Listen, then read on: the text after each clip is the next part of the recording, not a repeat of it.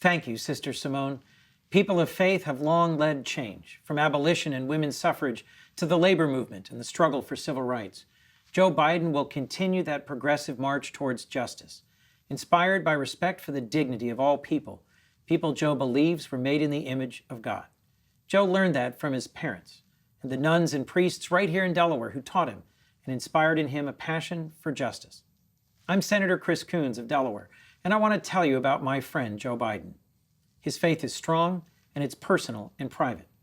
For Joe, faith isn't a prop or a political tool. I've known Joe about 30 years, and I've seen his faith in action. Joe knows the power of prayer, and I've seen him in moments of joy and triumph, of loss and despair, turn to God for strength. Joe's comforted me in my toughest moments, as he has so many others. I'll never forget how Joe took the time to offer me words of comfort as my father lay in hospice. Time and again, I've seen him stop everything and listen, really listen, to someone who needs a shoulder to cry on or a partner in prayer. That compassion, that empathy is part of his character. More than anything, Joe's a man of faith and conscience. He'll be a president for Americans of all faiths, as well as people of conscience who practice no particular faith.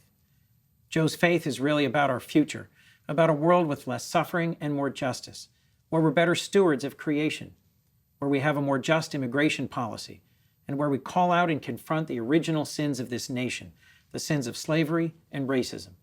Joe knows these are central issues in this election, and for him, they're rooted in faith. Joe knows that it's faith that sustains so many ordinary Americans who do extraordinary things. Nurses who brave infection, firefighters who run into burning buildings, teachers working overtime, especially now. They all deserve a servant leader who knows the dignity of work, who sees them, respects them, fights for them.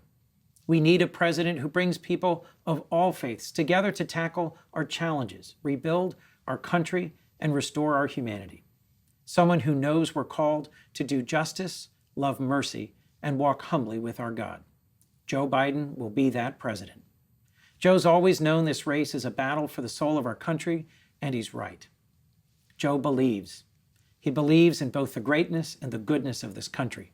He believes in us and in what we can do together.